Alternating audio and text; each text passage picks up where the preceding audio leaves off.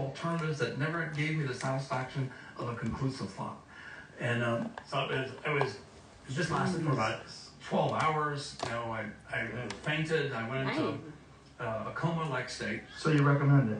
No, I do not recommend it. And the biggest concern besides the repetitive motion syndrome is hypothermia. Because if you're out in the woods or something and you're exposed, you're not getting up. So you go in, it's called soma for a reason. It's the soma mushroom. It is somniferous. It causes Is that what soma is? Because isn't there some debate as to what soma actually is? That's what Arbord and Wasson proposed soma in the Vedic literature. There's a big debate about that. But the other story I like to tell is my friend Dr. Andrew Weil was at the Cougar Hot Springs in Oregon. And Andy's a medical doctor from Harvard. And he was walking the trail, and people came running down. Oh my God, this guy's trying to kill himself. You gotta come up. And Andy went up, and this guy had eaten a whole bunch of antimuscaria, big biker dude, and he was covered with blood.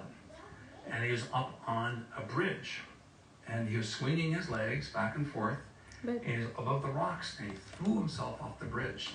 Now, it was only about 6 or 8 feet, but it's enough on the... I'm about to start waiting for Tanisha.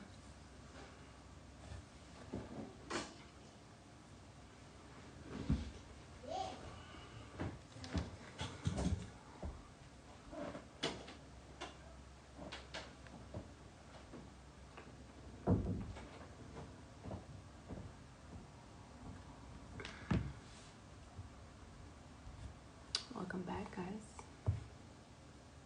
Welcome back. Today, we are going to be letting you guys know about some mom hacks and just different things that we may not pay attention to as much. Oh, hold on.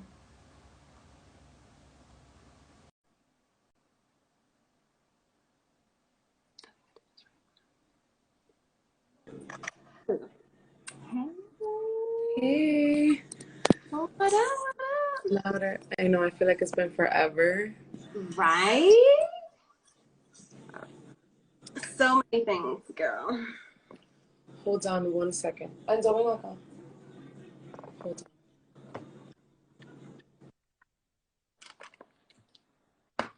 So yeah, we're gonna be talking about different just different mom hacks, different things as a parent that you should know. Yeah. Okay, maybe somebody's looking for them.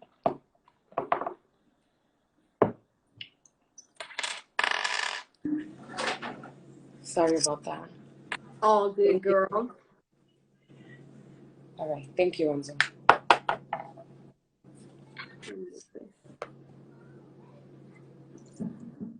All right, so I got my little list here. So we can stay on on track. Yes. All right, let me start with the first one that I feel is super important. And no, Mama, you gotta go over there. Close the door. I actually got put onto this before I had children. Actually, my friend had sent me a link to something, and it was about a little boy who had a really bad infection, and they couldn't know where it came from, the infection. Like, the doctors couldn't figure this out. Lo and behold, it came from the Sippy Cup. How? The mold inside the Sippy Cup. And when they started showing photos of like the amount of mold that can get built up in those cups, oh my God, that shit was scary. So there's cups, like I have one here. I buy like now a lot of these that don't have much in it. Yeah. You know, this actually comes with this white little rubber thingy here, whatever. But the main one, hold on, let me pull it up here so I can show y'all. This cup right here can get really dangerous if you don't clean this. Oh, cup. the munchkin one, the one that you teach them to sip. Yeah, that's the first one. Let me that see. I would. Yeah, my thing, so I can show you that. Yes, those. This right here, you have to make sure that you take this part, the top, completely out. Yeah, which I didn't know you can do that. Oh, you didn't know? a friend of mine was the one that was like, I was like, oh, I have to keep throwing them out. That's the only thing, because they get nasty. And she was like, oh, she's like, you go like this and you take it off. But since I'm rough, like I usually don't do things like that because I usually break things. So I was like, I just left it alone. But she told me, like, if you pull it, you can pull the rubber out and actually deep clean it or soak it in something if you need to. Yeah, because getting into it's Sippy not a Cup, phone. I like the cup a lot. It's great. It's a great cup. But what I do is I'll dissect it to how many pieces I have. Hi. So I can know how to clean it. So the minute I remember I got those, I was pulling it apart first. And I was like, okay. But then I've seen times where like a parent has given me their child's cup, or for whatever reason it's in my house or something like that, you know what I mean? And Yeah. And I'd be like, oh, they don't know. They don't know. You know, and then just pictures you've seen online, all the mold that gets accumulated. Oh my God. Like I have a brush that I scrub the white part of that. Like when I pull it out the rubber, I have a brush, and then I brush it with inside. So then that goes kind of deep inside those little holes that it has right there. To clean out. Also, you have to, I mean, I'm just picky with this, but girl, even the crevices of these. Yes, that's important too. That's so important because mold gets in there as well. Like the water eventually builds into mold. That's the thing. So you have to be super careful with these cups and stuff. So that poor little boy got sick off of a viral infection that came from the mold that was on the cup. That was the reason why. So because I saw this prior to having children, when I had children, I became like a damn freak about it. And I usually just, I buy it and then I clean it. But after a while, I feel like it just gets worn out. So I just throw them out, honestly. I just throw them out and buy new ones. So I just buy these pretty often because, I mean, it's not like they're going to break the bank. You know what I mean? So a lot of times once they just get too worn out, I smell them a lot. They have to smell clean too. I try, if I give my children like an orange juice or any type of juice that's not water, if I give it to them in here, I kind of don't like that because I feel like it stays in there more, those kind of juices, as opposed to water. So I think it's better if you have like a plastic cup or an open cup to give those kind, unless they're not of age, of course, to give those kind of juices in those cups. When I was younger, I had no choice. I was giving my babies this when they would, you know, learning how to drink from a cup. So I had to be real anal about how I was washing it too, because it was like orange juice. Any smoothies I did. Give me a second so that I can go get something. But I obviously keep on the subject. I want to get something to show because I actually forgot that I had that. Because I transitioned from plastic stuff. Like obviously now I still have bottles because they get bottles gifted, or when they see like their cartoon bottles at the store, sometimes they want them and I buy them. But in general, we don't drink in plastic at home. So I'm gonna show you guys what I use that is a really good thing, and it's spill proof. I mean, not spill proof, but it doesn't spill as easily. I'm gonna get it and I'm gonna mute it because I know it's probably be loud over here. So so the cups, very important with the cups. I'll mention something else real quick while Denisha goes to get that. Bath toys. A lot of times we buy these. Go ask CP downstairs. A lot of times we buy these bath toys, right? The ones that can soak up water, the ones that have little holes in it, be very careful with those. Those things also, as the water stays in there, it builds mold. So as your child is playing with it, and you know children just do the most, they're probably putting it in their mouth or whatever the case is, they can also be susceptible to getting sick or something, or getting an infection because of that.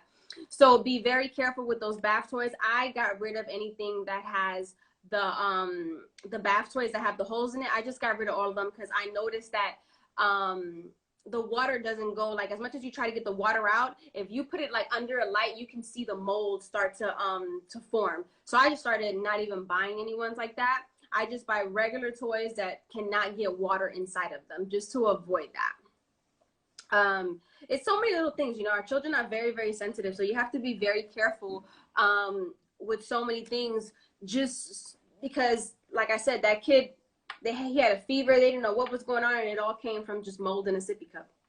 Something so small that you wouldn't even think of, you know, and that's where it came from. So be very mindful when you have children about how to clean their things. It's so, so, so important. A lot of the bath toys too, I just noticed when toys stay, you know, in the water, they also form, even if they don't have holes in it, they also form like a little coating on top of like a residue on top the bath toys. So I also be mindful of that, where I'll just throw them out and buy a whole new set for them. Again, not gonna break the bank with that, but I think just these are things that we have to replace regularly: sippy cups and bath toys. Go ahead. Yeah. Did you mention about covering the hole of the bath toy? Oh, no, I didn't, but that's an option too, to cover. Yeah, I like to, a friend of mine, I forgot which was my friend. She was the one that was like, oh, I just cover the hole with like some type of glue or nail polish. So when they use them, the water doesn't get inside. Because a lot of kids like playing with, you know, squirting the water, but most of them don't even care for that. If they know that it's just a toy and they don't know that it does that, you can cover it up, and that way they last way longer and you don't have to worry about the mold on the inside. Oh yeah, I stopped buying them. So this is what I got. This little silicone thing, it comes with its own little straw, but I bought different size like bottles so you guys can see. But you just like open it and wait, I don't think you can see there. Lower it down a little bit more. There, but you know, you place it on there. Oh, nice. You put the straw in there, and now they can walk around right, and not just, you know. So this was good for me because I like I repurposed the glasses, so that way I don't have to worry about matching sets if one breaks, if this, if that. If somebody comes over, I could put a lid on it here, just take whatever it is that's in there. So I like to have these a lot at home, so it was easier for me. Good with those glass cups. Mine are savages. Yeah, you know, I think it's because since they were little, like my mom is very like very organized and very on top of stuff. So she always like, oh, siéntese tranquilito si van a tomar, you know. So I think that just came with time where they just dealt with glass fine. But there's also aluminum cups or bamboo cups. So you can use those alternatives. Sometimes they have wood cups also. Those are great. And I think this works well on all of them because I've used it on everything. So I had one for each of them. You don't need to buy more than one because usually they're just drinking one thing. And then you don't even have to like clean it. Like a sippy cup you have to wash, and then you know you could just change cups and keep using the same thing all day. Yeah. Huh? Yeah. It was this mom had it linked on her thing, and I was like, wow, this is genius. I bought it, I tried it, it worked, and I was like sharing with all the moms that I knew, which now that I think about it, I should have gotten a link as well. Yeah. Nah, that's dope. You crazy? Yeah. I gave my children, I made bread yesterday. Sorry, side note. I made bread, right? I made my own bread. And spelt flour. So I gave them each a piece of the bread. And these children, like 2 seconds later, somebody's screaming. And I'm like, all you gotta do is eat the bread. Like, I don't understand why that turns into all this. A whole thing. You know? And then what happens is, like, let's say there was a glass cup there. That shit would have fell. Because they just do the most in this little table that they eat at. Because they have to eat and drink at the table. Yeah. And it's always a disaster with the plastic cups. Literally. Every time. Yeah. That's why we need the sippy cups. Because I'm like, yo, I don't even want to use, but the sippy cup is literally life changing. Like you can't go back. Unless they're like, even when they're older, like accidents just happen. They just happen. So it's like, but we try. They usually just also drink and eat at the same place also. So like they'll bring the cups out here like to the living room and stuff once in a while. But most of the time I have them like drinking and eating at the table or at the kitchen. They're not allowed to eat in their rooms either. Oh, girl. You don't understand. I'd be fighting with these children. I have this. Ooh, what's that? So when I have leftover smoothie, I pour it into these or like into popsicle trays. Yeah. I brought this out because this is silicone and they sell these in IKEA, but you can also probably get them online. But it's also a good way to give them ice cream or whatever in the morning. Or if you give them like seltzer water, if they like that kind of stuff, you can put a couple of these in there and they really enjoy that too. So that's something that I do with these. I make the popsicles. I do that. Like I'll just make the fruit, whatever the fresh, let's say orange juice, and then I'll throw it in things that they sell, like the plastic stuff with the popsicles, and I'll just freeze it overnight and then have like an orange popsicle and things like that. I'll do all strawberry, things like that. Yeah, I've done it with iced tea also. Like I'll make genuine tea and then I ice it and I put honey in it and they love it. But Milan won't have tea cold nor hot. So then I figured out that she'll have it frozen. So I make in the summer, usually I'll make like iced tea with like hibiscus tea or something like that. And they'll have it like for breakfast and they love it. They think I'm the best mom. They're like, we're having ice cream for breakfast. All right, what's another one you got? Let's see. Mom hacks. Oh, okay, here's one. So, diaper rashes. Oh my God. We all gonna deal with diaper rashes at some point, right? So, with my son, I didn't deal with diaper rashes as much. I only dealt with it like when he got a little older, maybe like 1.5, around there. And by that point, we just started, introducing like potty and things like that. But I noticed with my girl, I was getting like diaper rashes after 1 year old, a little bit like that. Again, not that bad. My third one, oh my God, she caught a diaper rash so bad, like it took up her whole little bum. It was just red, and no matter what I did, it was not going away. I was losing my mind. So finally I found, I did lavender oil, and then I did oatmeal baths. So it was the oatmeal bath, lavender oil, and then I had put the Honest Company diaper rash. It's like a blue and white. I have it somewhere over there. Yeah.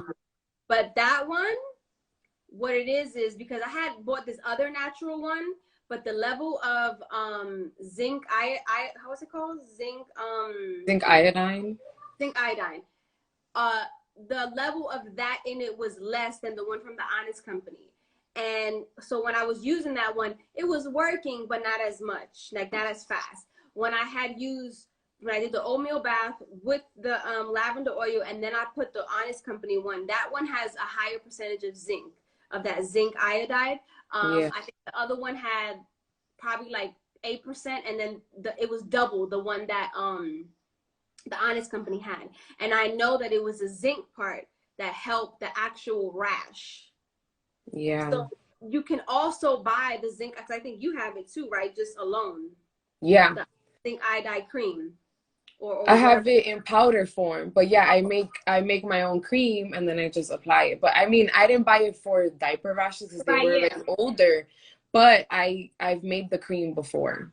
Yeah, so I was going to at that point do something like that, but I didn't have to do all that. But that's another one, because I know that's something that parents deal with often at a certain age. It's important to change the diapers very often as they're getting older. You know what I mean? They're more susceptible to the rashes. Ever since but all the time when they were babies, anytime I change their diapers, I always put olive oil on their skin. I never use olive oil is really good. Yeah, I never use like baby powder or all these other things that have all these chemicals that we kind of grew up using. I just use the olive oil on their skin just to. I did coconut oil in between like every diaper change. Yep. Yeah, but I like olive oil better though. Yep, I had started out with better for the skin. And at times, like if I wasn't, next to it, I would use coconut oil. But those two things I always use after I change their diapers. But yeah, so that's the thing. I'll write down the thing after the live, of the products that we mentioned today. Let me write it down here. Okay. I think something that's really important too is like, it's hard to transition your kids when they're older. So if you're pregnant and you're about to have a baby, keep in mind all the foods that you're going to be introducing to that child, because I feel like knowing beforehand that your child automatically, not every single child, but naturally a child going through the ages of 3 and 4 go through like a picky stage, and that picky stage is so annoying because it comes out of nowhere. And so the more options of foods that you give them, the bigger amount of foods that they'll take during their picky stage. So like with Enzo, he doesn't even have a picky stage. Or Mila and Milan, actually, honestly, I can't.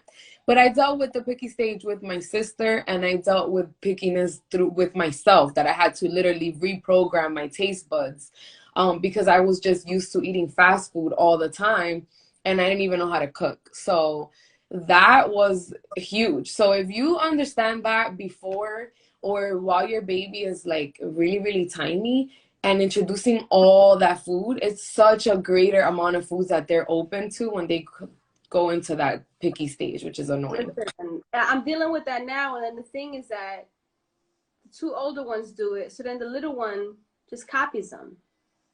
So if they say I don't want it, or they watch a show and they say, oh, I don't like that. Really? Because you loved it before. You know what I mean? And then the little one is like, I don't like that.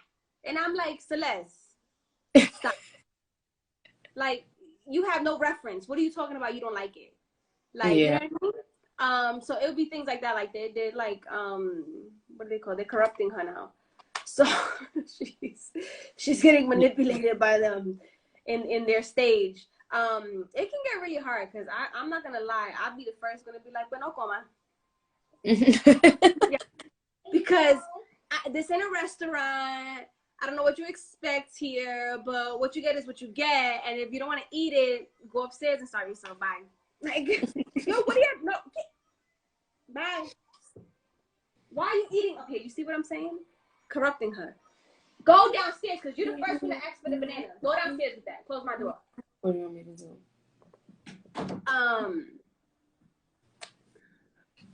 So yeah, like, girl.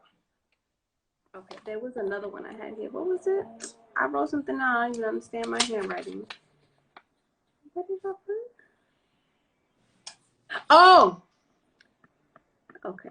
When your children have a little cold or fever or things like that. Okay. Yes, because I think home remedies is so important, and they always come in at the time. Like, I had to learn as I went. So my kids were already a little bit bigger. I wasn't prepared. So when all these things I realized when I took them to the doctor, and they weren't really giving me solutions. They were just giving me things to make them feel better in the moment. And then those things were never spoken about again. They were never like, oh, this is what happened, or this is how it happened. And granted, sometimes we're not going to know, but I realized that I was going to have to be responsible for all those things and getting to the core of those things, because these people were not helping me. All right. So I started following moms that have very healthy children.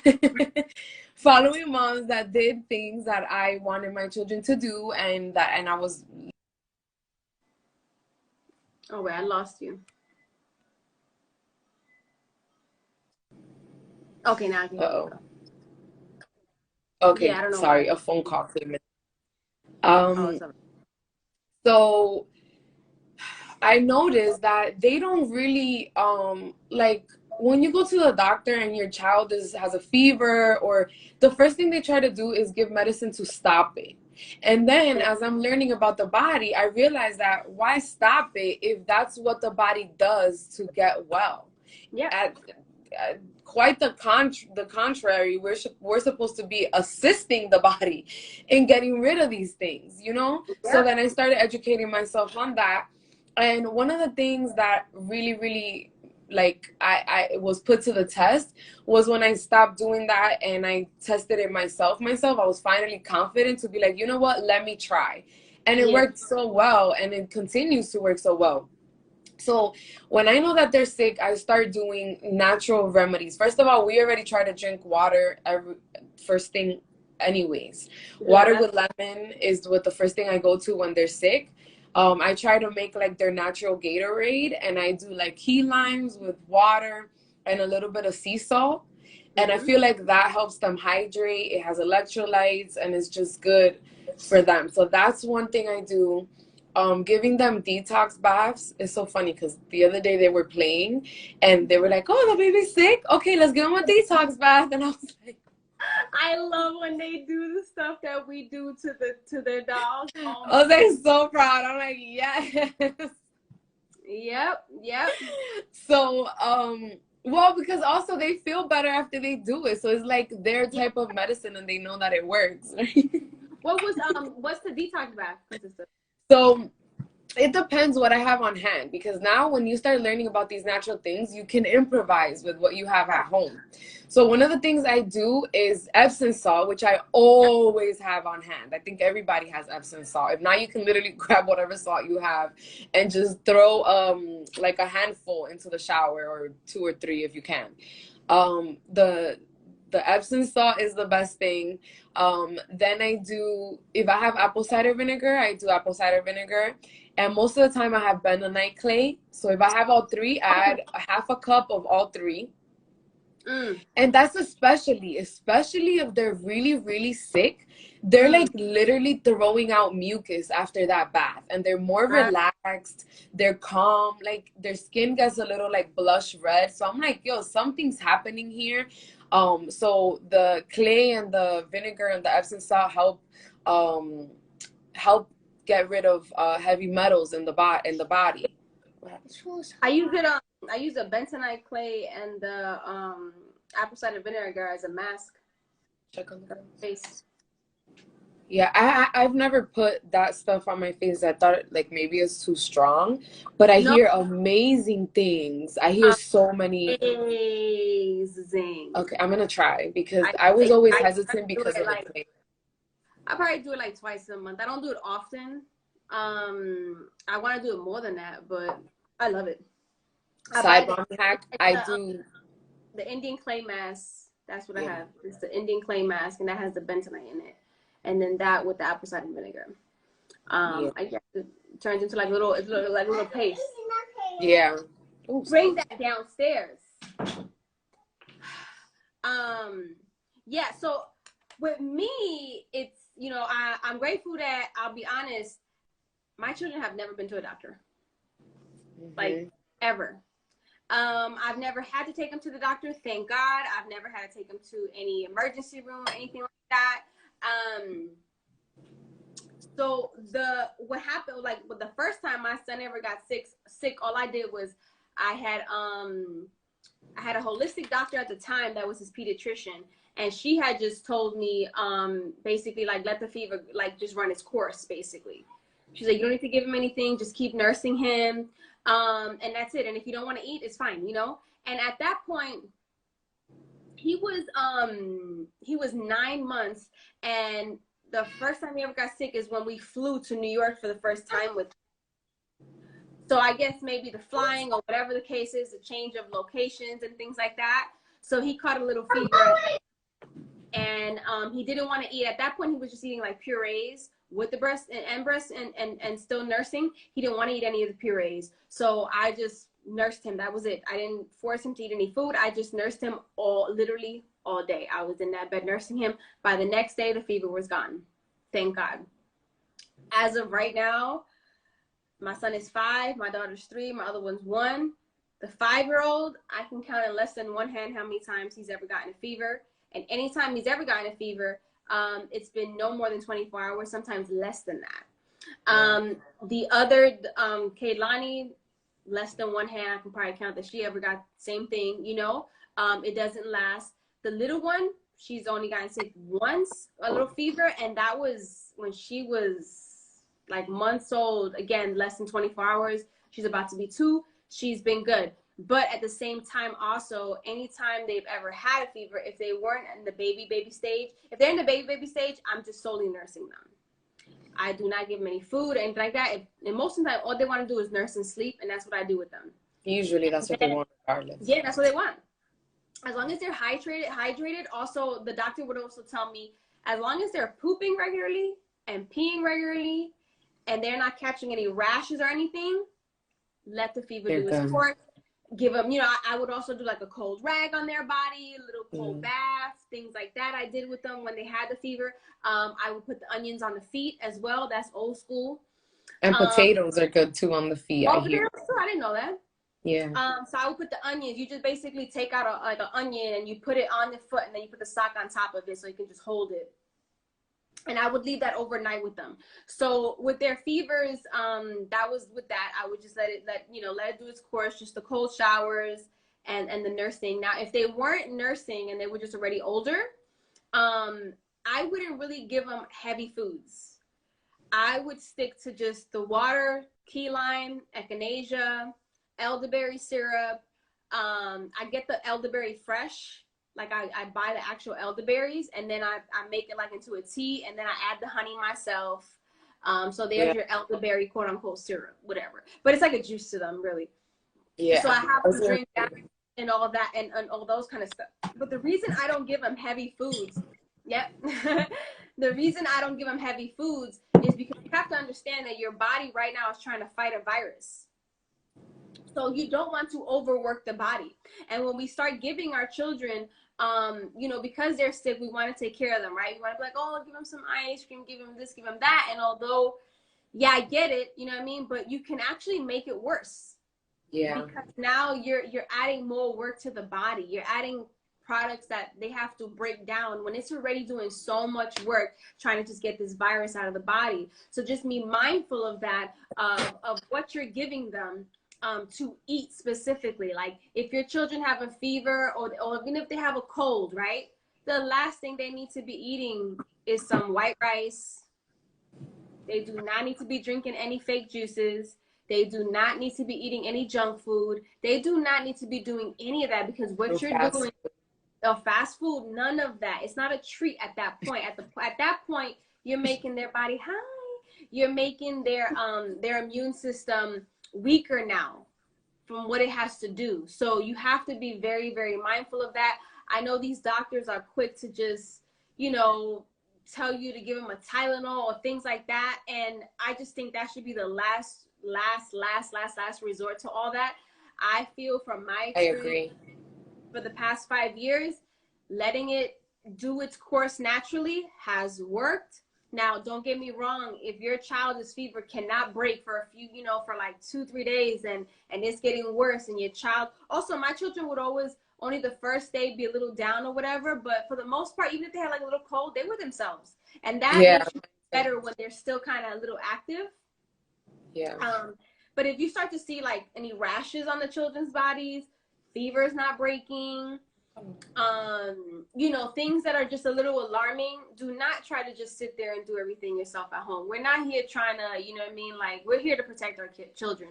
What we're trying to say is that sometimes when we go rush to the doctor's office, they kind of make things worse, because they're taught to just medicate your children with no question. They don't even dissect things to any degree. So you don't want to just throw your children medicine and then their body gets used to that, because you have to remember that all these medicines, it may seem small in the beginning, but if you take a time frame of a child that, let's say, was always given a children's Tylenol, right? All these medications, let me be clear, destroy the liver. Yeah. At the time. So, in the beginning, like, it's nothing, right? Okay, keep going. As you get older and your body gets addicted to that and needs that to suppress the pain or this or that, you know what I mean? After a while, it's going to catch up to you when you get to a certain age and you get older. Because if you're 30 years and you're on Tylenol every single time for something and you get accustomed to taking that, remember, prescription medication and all these things are one of the top, you know, deaths in the world out here in the US. So I just feel like when children are really, really young, the last thing I want to do, because their bodies are so pure, is just poison them with unnecessary medication. When it is an emergency, like a real emergency, and it's needed, absolutely, we do that. That's what these doctors are for. But just know that you can't be afraid of fevers. Like, I learned that you cannot be afraid of fevers. Fevers are actually a good thing, because it means that your body is doing what it's supposed to do. Exactly. Okay, that's why it does that. So don't be afraid to just run to a hospital, unless, again, I think as a parent, you just kind of have for the most part, an instinct when you know like something's off, even more than the normal, you know. And I feel like with all of mine, I kind of, in the beginning, when I first, you know, I was terrified because I didn't know what to think, you know, and we were not home, we were in New York. I was like, you know, but after that, I realized, I'm like, you know what? You can't be afraid of this. This is a part of the body. And this just shows you also how magical the body is. Yeah. Let the body do its magic. And it's great to have like all the products on hand that you think you would need. Like, it's so much greater when you have it, because you start trying things and then you just get better. And now when they get sick, I already know what they have. I already know why it happened. I already know. I probably already knew it was coming. And then I just have the things, and it'll be a couple hours that they feel a little down, and then they're great by the end of the day. Now we avoided a whole God knows what it could have been, you know, because now we're getting better at it. No, yeah, absolutely. And then, you know what it is too, is like, what I'll do is, like, let's say we're going on vacation somewhere. I will do this attrition because I haven't been nowhere ever since the other two girls came. But I mean, we travel back and forth, like, from the city to where we are, you know? If so know, that's like, traveling. We're doing a lot, you know? I'm giving them the elderberry and the echinacea every day of that week that we have so much going on. If they're around a lot of people, all these things, like, right away, me and my husband are like, nope, get this started. And every day we're giving them that, just in case. In case, never know. I just want their immune system just to be a little bit stronger than what it normally is. You know? And I don't think people think that's how it works. I'm sorry. Go. I want you to finish. No. I also, please teach your children not to shake everybody's hand. They could pound it out for people, okay? They could pound it out. I teach my children to pound. Don't shake nobody's hand. Don't do any of that. Like, you don't gotta make contact like that with people. You just never know. You just never know. And the thing with children is, like, children are nasty. Like, children are nasty. So if I know they're gonna be around a lot of kids. Nice to meet you. Yeah. Why would you do that? You know, please teach your children also, although sharing is nice, do not share their cups. I feel like anytime we go somewhere, I do like the whole speech before we walk out the car. Me too. Every mom better be doing that. Let me tell you something. When we leave, don't cry. Do not share your cups. Do not get close to people's faces. You know, like, there's just so many. Because my children, I don't know about y'all, but my children have no respect for people's faces. And in New York, we're taught differently. Like, in New York, you better be arm's length away from me. But so we're like that. My children will be, somebody will come and they'd be like, hey, like, go back up. Like, that's something we're working on over here also. We're definitely working on that over here. Me and Greg be sitting there and be like, yo, back up. Back up. You ain't gotta be that close to people. Like, people's face. Like, and it's like, okay, they do it with me and Greg, but it's like, okay, we're your parents, whatever, it's fine. But next thing you know, they want to do that with everybody. Yeah. Like, no. Like, I recently had to have those conversations, because it's like you're saying, it's like, for us, we're around so much family that everybody that comes around us is a trusted person. So then I realized that when they come around people, they're like, oh, they check, like, oh, my mom's cool with you? All right, we cool then. Yep. And it's like, I had to kind of distance myself to kind of teach them the new way. So I gradually, especially when I meet new people, I gradually you know, get to know them little by little, and then, you know, and now they're witnessing that because we're in a new space. But before, it was like that because they trust everybody around us. That's why they're just so confident to be like, hi. Yes. Yeah. I can't stand that. There was something also the other day I was actually mentioning to my husband. It was innocent, but random, but whatchamacallit, my son was sitting on somebody's lap. I don't like that. I don't like my children sitting on nobody's lap. And although it's somebody that me and my husband know very well, you know what I mean? Like my child doesn't know that person like that. And I just felt like, I don't want them to feel that comfortable to just do that with anybody just because like me and your dad are cool with that. You get what I'm saying? Because I don't trust nobody. Like, that's a rule here. You're not allowed to sit on anybody's lap. Period. I called my son aside, I said, hey, Tristan, come here for a second, whatever. And then I just sat with him. I explained to him, you know, he's 5. And I was like, you can't sit on everybody. Like, don't sit on nobody's lap. Like, you don't know people like that. We can't trust nobody. You know what I mean? You just don't do that. So if anybody even tries to, you can simply just say, it's okay. I'm going to sit beside. I'll just sit right next to you. I'm like, you can just say that, you know? And if they have a problem with that, then you can come get mommy and daddy. You know what I mean? I'm like, but you don't sit on nobody's lap. And he was like, okay, mommy, because to him, it's innocent. I'm obviously thinking of a way other things that's not even. You know? And it's sad that we even think that way, but it's just the reality of fucking life. There's sick people in this fucking world, and half the time it be people that somebody knew. So I don't even want to get to that, but you know, so it's just little things like that. What was something else? I know there was something else. So we talked about the sick. That's a rule I have here also, and I say it even if they're around the person, and I've already told them a bunch of times, I'll be like, hey, can you, because another thing that they do is like when someone, you know how men sit with their lap open, they'll walk up in between, and I'm like, if I catch you standing in front of somebody's lap, I'm gonna get really upset, because we've already had this conversation. I was like, you move over. I was like, you don't stand in between anybody's legs. And then when they ask, I'm like, that's just rude. You don't do that. And it's also like, it's awkward. Don't do that. So that's a rule in my house. You don't let anybody sit, you don't sit on anybody's lap. And then another rule is you don't let anybody pick you up. They're big already. They don't need to be held. So I'm like, don't let anybody pick you up. So then there was like, been a time where somebody was like, and he was like, oh, can you please put me down?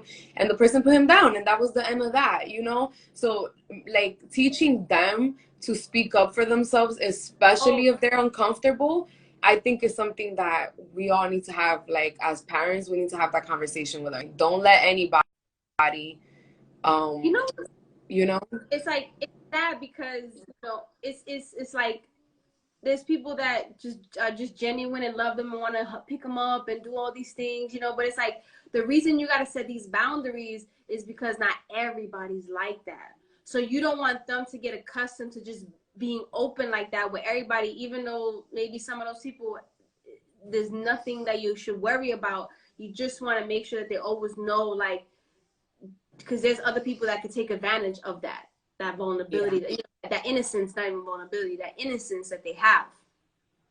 And that's why I think it's really important just to instill that in between the legs things be bothering me. Yeah, because as a man too, like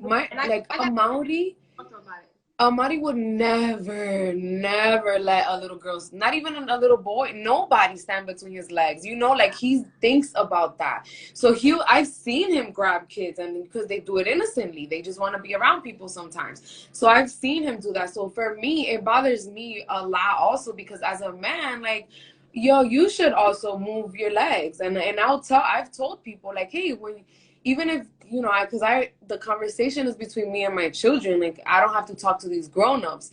But there's been instances where I'm like, yo, if you see them, can you, like, because there's people that I trust, and I could be like my uncle, I'll be like, hey, move them and tell them, like, yo, don't stand between people's legs, so they have another person letting them know that that's not okay. You know, that is not just mom and dad being annoying, you know?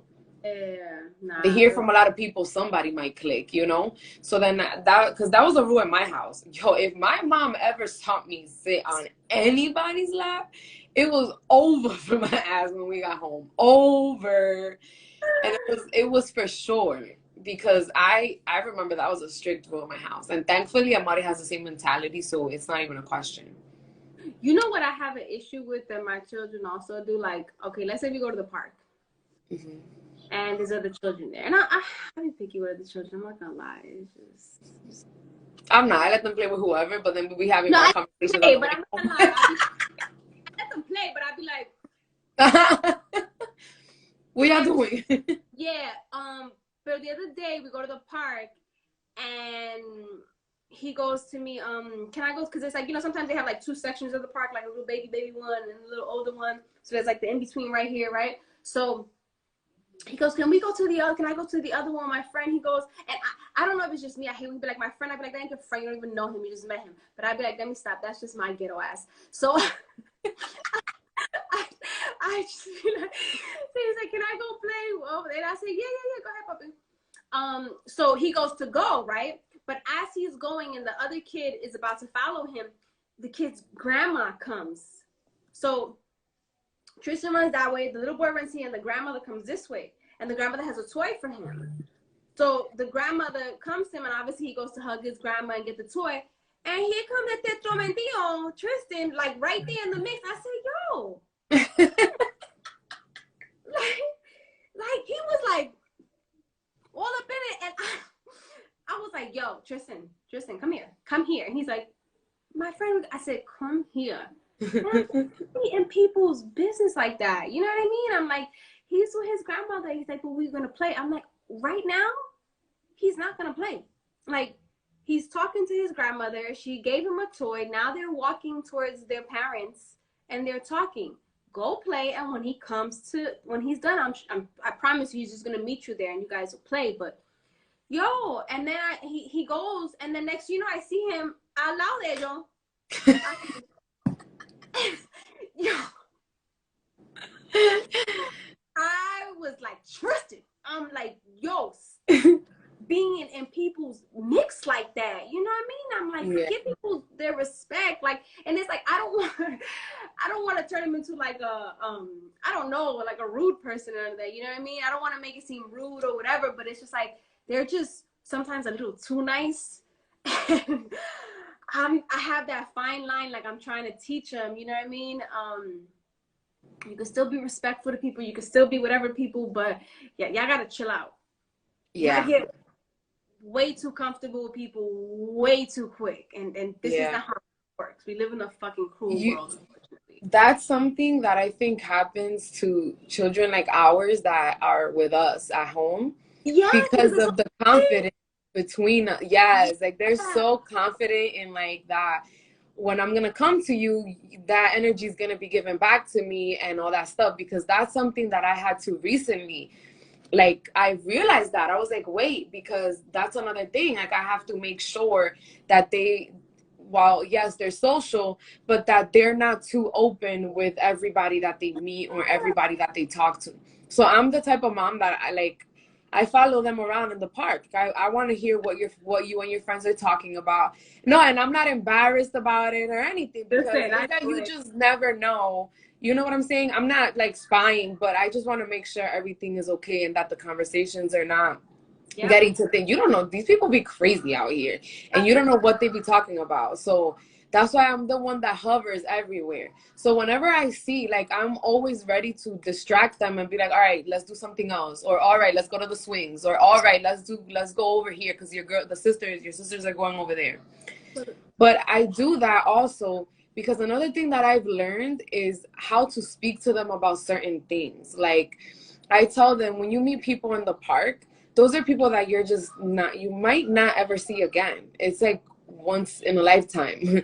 You might, if you guys live in the same area, you might bump into people. Right.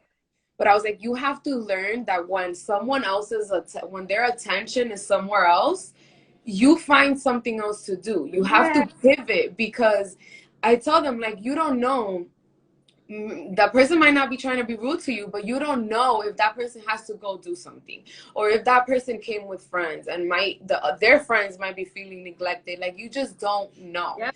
So then I'm trying to make them a little stronger, because I know Tristan is sensitive, like Enzo's a little, not sensitive, but he's emotional about things. Like, he's very, I feel this way about that situation, and I want to know why. Yep. Type of person, you know? So I don't want him to go throughout life thinking the whole time he's being rejected. Like, no, you need to like strengthen that part of you to also understand that other person's perspective, you know? So those are the conversations that I've been trying to have with them. And then always making sure that I'm demonstrating that as well. That when I'm not getting energy back, I'm okay with that. And it doesn't affect me. You know, not that I'm a robot or whatever, but that they'll see me deal with that. Like, oh, damn, I'm upset. But, you know, I can't change that. let me do something else, or let me do something to distract myself, or whatever, you know? No, yeah. I realize as they get older, it's like, it becomes like so many conversations you gotta start having with them. Yeah. Because that's what I'm feeling now with you. I feel like every second I have to, you know, not in a bad way. I'm just saying, like, every second I realize, like, I see things and I'd be like, I gotta address that. Yeah. You know what I mean? Like, and that's the thing. I think communication is key with these children.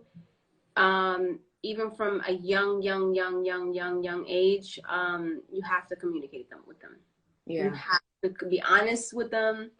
Tell them why you say, and I mean, you don't have to say the why on certain things that are little they need to know, but you know, just like kind of teaching them, because what it is, like you said, they're home, they have such a free, loving home, and then now as you take them into the real world, you have to like mold them into like a different person for the real world, and that sucks, but it sucks, but we have to do it, because you if have to not, do it.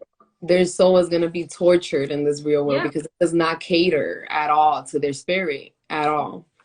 No, I have another, like, since we were on the topic, I know this is like mom tips, but these are mom tips. Huh? Keep going. I just gotta get my charger real quick. Okay.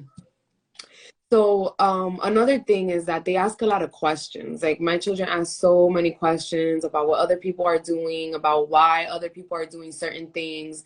And I realized that I had to get ready to answer a lot of these questions in a way that, like, our morals and foundations were represented, but at the same time, it also doesn't throw judgment onto people in the real world, not in this like bubble that I'm creating for my family.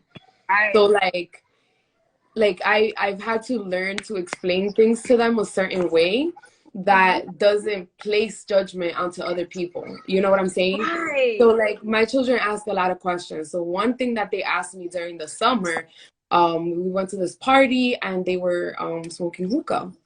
So then Enzo very curiously comes over to me, and I know he was like looking for, like, he wanted to say something. So when he finally came, he was like, he actually waited. He was like, oh, I want to ask you something. And then he got distracted and was like, you know what, when we got home the next day, he was like, I guess he was still thinking about it. He was like, Mom, what was that thing that people were like taking and smoke was coming out of their mouth? And I was like, oh my God, why did I even think that he might, or one of them might ask, what is that? And like, me prepare an answer. So usually in these situations, I just let spirit speak through me. Most, like, I try to think it through, but most of the time I just say what happened? You okay? Nothing. Okay, be careful. I only want to say hi. Okay. Oh, you want to say hi? Okay. So say hi and then go, okay? Fine. Let me get rid of it. So I was like, okay. I was gonna say, which is crazy. Like I said, something was speaking through me, because it was not what I was gonna say. Go quickly, go. Thank you. So I was gonna say like, oh, that's bad for you, blah blah blah. But then I was like, wait, so many things in that little millisecond, so many things like of their future. Like, what if they decide one day, what if they go online and see a video of me back in the days doing that, because that's out there somewhere, and all that stuff like flashed in front of me. And I was like, wait, and I took, like, as they were gonna come out, I took them back in, and I was like, oh, well, you know, that's something that people do. It's something that they like smoke. It's a plant that has been processed a certain way, and it makes you feel a certain way. But that's what it is. And then he's like confused, and I was like, but you know, you never seen mommy and daddy do that, right? He's like, no. I was like, okay, that's because we do not agree. We don't think it's good for you.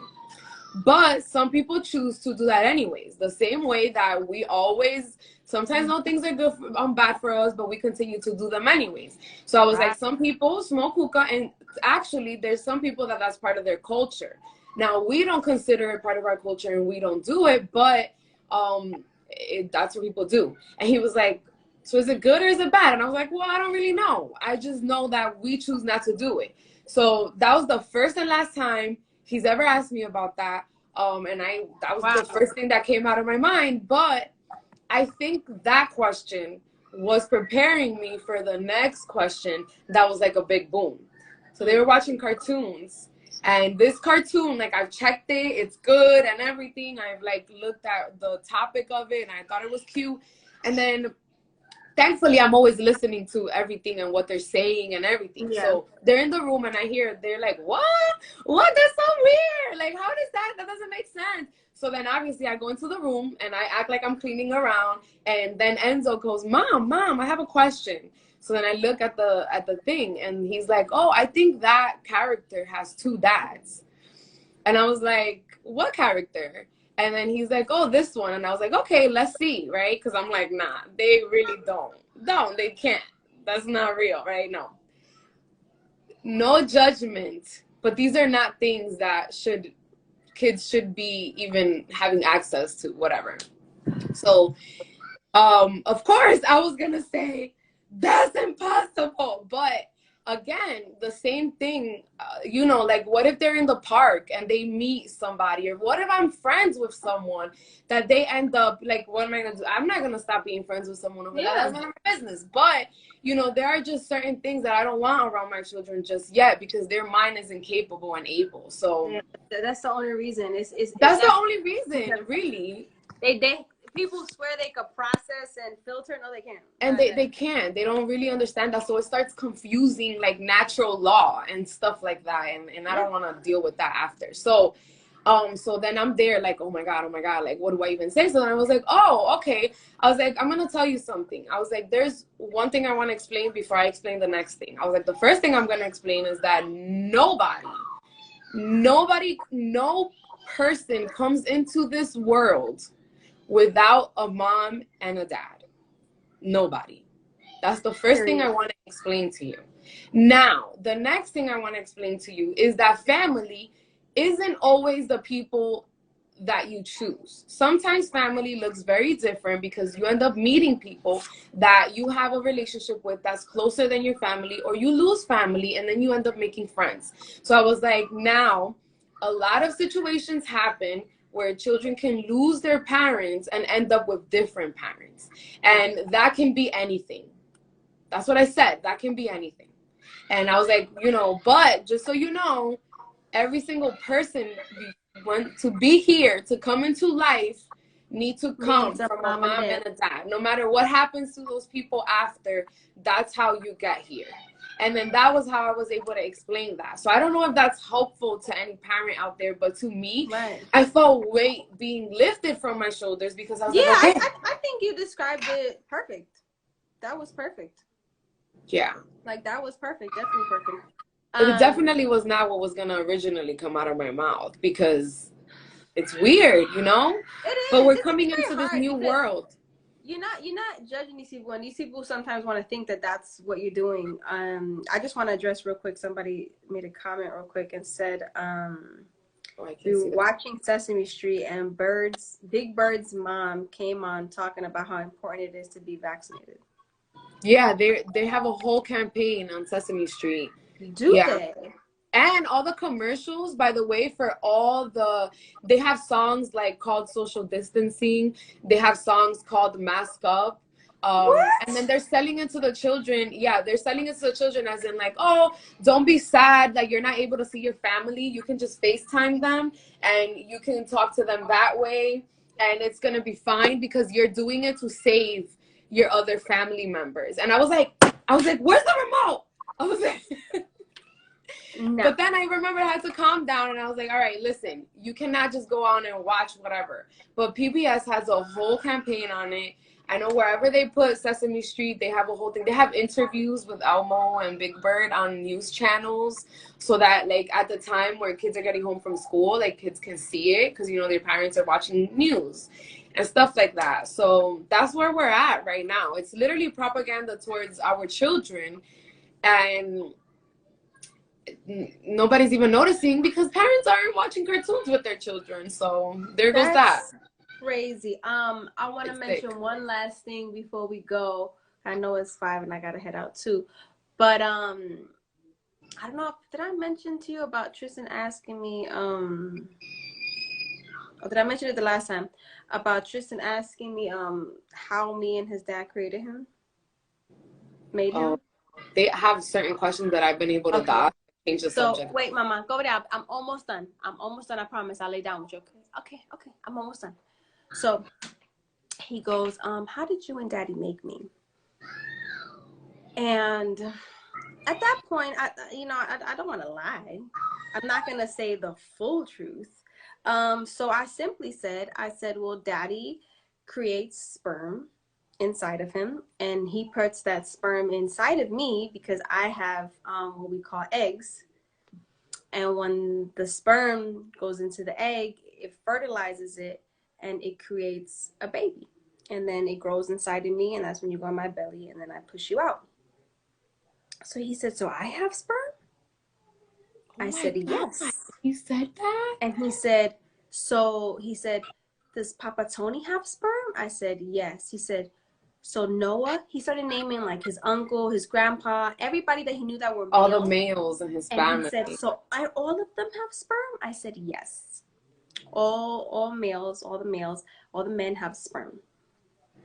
And then he said, and then, so you have eggs, and Grandma has eggs, and Titi has eggs, and just naming now all the females he knew.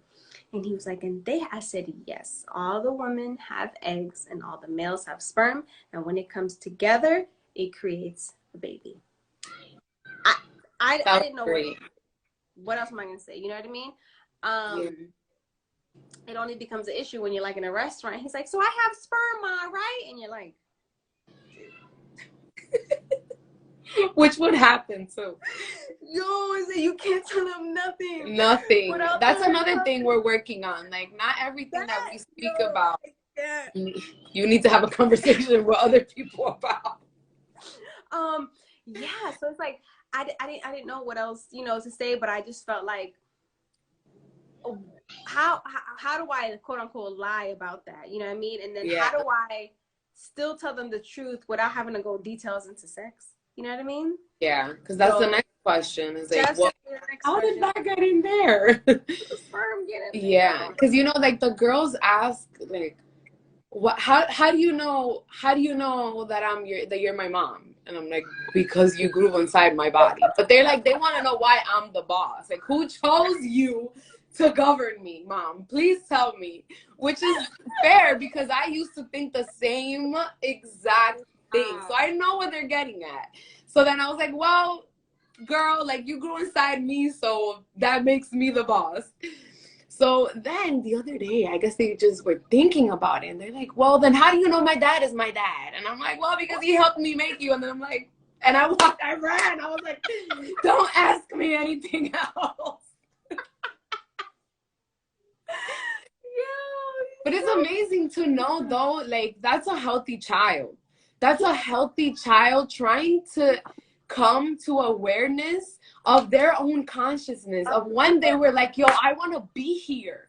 And the big bang of our creation from our love, like, that's all natural in this human life that I think people always want to push to the side. And it's like, no, learning about your creation, learning about who you are, learning about how you got here, learning about how you function is all part of the process. And if you skip certain steps, they're just going to keep coming until, you get them and you get the answer.